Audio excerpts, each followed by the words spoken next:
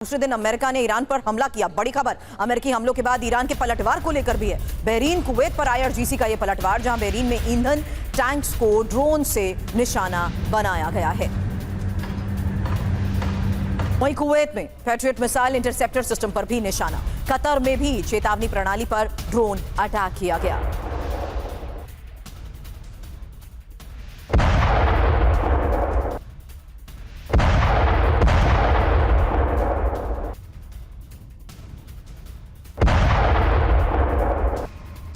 लगातार दूसरा दिन अमेरिका ने ईरान पर हमला बोला। अमेरिका ने ईरान के 90 ठिकानों पर हमले किए, जहां ईरान पर 7 घंटों तक लगातार बमबारी होती रही। हालांकि हॉर्मुज स्ट्रेट में ईरानी ठिकानों पर हमले को लेकर खबर।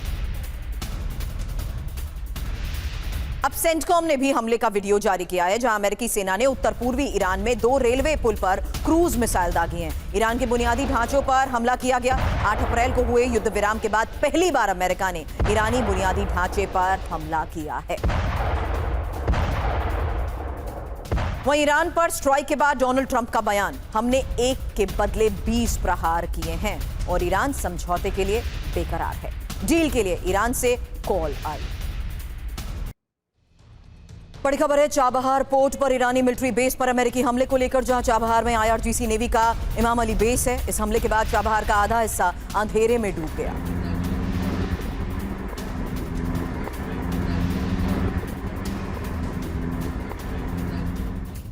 वहीं बुशर की ड्रोन साइट पर भी अमेरिकी हमले को लेकर खबर। इन हमलों के बाद सफेद धुआं निकलता नजर आया।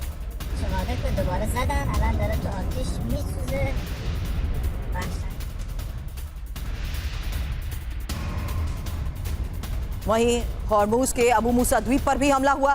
दक्षिणी शहर सिरिक के तहरुई गांव में ये 3 धमाके हुए। अल जजीरा के हवाले से ये खबर है।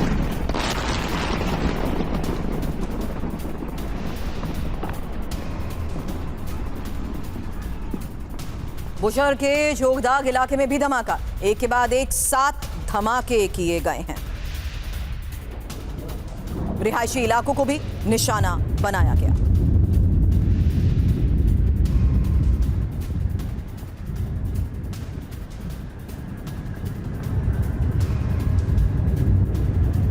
बड़ी खबर यह है कि अमेरिका ने आईआरजीसी के ठिकानों पर भी हमला किया है। रडार, एंटीशिप मिसाइल साइट्स पर अटैक हुए हैं। एयर डिफेंस सिस्टम पर हमले किए गए। अमेरिका ने ईरान पर पिछली रात से बड़े हमले किए हैं।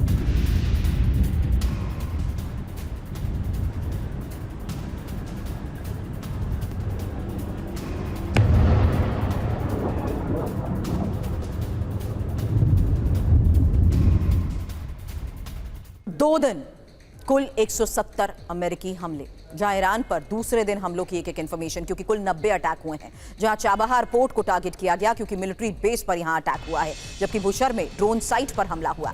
सिरिक में तहरुई गांव में 3 धमाके हुए। बड़ी बात यह है कि बुनियादी ढांचों को अब निशाना बनाया जा रहा है। साथ ही उत्तर पूर्वी ईरान में 2 रेलवे पुल पर भी मिसाइल हमला हुआ है। इसके अलावा सैन्य ठिकाने, रडार, ड्रोन सेंटर पर भी वार। अब समझौते की गुहार ईरान लगा रहा है, ये डोनाल्ड ट्रंप का कहना है। वहीं ईरानी संसद के स्पीकर कालिबाफ का बयान, हमला करेंगे तो करारा जवाब मिलेगा। यूएस ने अब तक धौंस जमाने की कीमत नहीं समझी है। बेकार की कोशिश की तो बुरा अंजाम होगा। हालांकि हॉर्मुज को सिर्फ ईरान की शर्तों पर ही खोला जाएगा।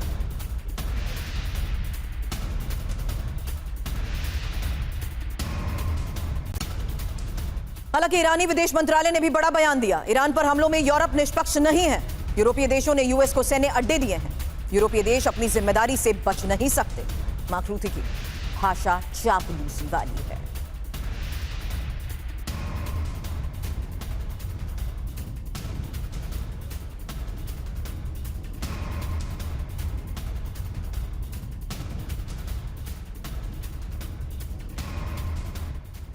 अब सीज फायर के बाद करीब 1 दर्जन से ज्यादा मौकों पर ईरान और अमेरिका के बीच झड़प हुई है। एक मैप आपको दिखाने वाले हैं, जिससे आपको यह भी पता लगेगा कि इन 1 दर्जन मौकों पर एक बार ही किस तरीके से डिटेल्स आपके सामने हैं। जहां ईरान जहाज पर हमला करता है तो अमेरिका IRGC बेस पर हमला करता है, ईरान खाड़ी देशों को निशाना बनाता है। वहीं देखिए किस तरीके से अमेरिका ने और जोरदार हमले किए हैं। अमेरिका ईरान हमले बंद करने पर सहमत है, शिपिंग बड़ी सुरक्षा के साथ फिर से शुरू। हालांकि वार पलटवार जिस तरीके से लगातार हो रहा है, अमेरिका ईरान टकराव में जिस तरीके से स्ट्रैटेजीज को अपनाया जा रहा है, मनीष मेरा सवाल यह है कि इस बार क्या पैटर्न अमेरिका अपना रहा है? अमेरिका पूरी तरीके से उसे क्रिबल करने की कोशिश कर रहा है, उसकी कोस्टल डिफेंस को खत्म करने की कोशिश कर रहा है, मतलब जो उसकी शक्ति है सीधा उस पर वार, इसीलिए अलग अलग द्वीप पर और उसके इंपॉर्टेंट इंफ्रास्ट्रक्चर पर वार। बिल्कुल, देखिए सबसे पहले तो जो स्केल है, जो इंटेंसिटी है, वो काफ़ी बड़ा है पहले की तुलना में। मतलब 40 दिन की जंग जब रुकी और उसके बाद जो सीज फायर पीरियड था, उस समय छिटपुट हमले होते थे, लेकिन उस वक्त क्या होता था कि अगर किसी जहाज पर ईरान ने हमला किया तो अमेरिका की तरफ से 4-5 ठिकानों पर हमले होते थे। फिर मान लीजिए कि ईरान की तरफ से ड्रोन दागे गए, उसको अमेरिका ने वहीं रास्ते में गिरा दिया। यहाँ से शुरू हुआ, फिर 10-12 हमले तक होने लगे। लेकिन कुछ घंटों के भीतर 80 हमले होना, 90 हमले होना, और केवल हमले ही नहीं हो रहे, कल उन्होंने ईरान के तेल बेचने पर फिर दोबारा से प्रतिबंध लगा दिया।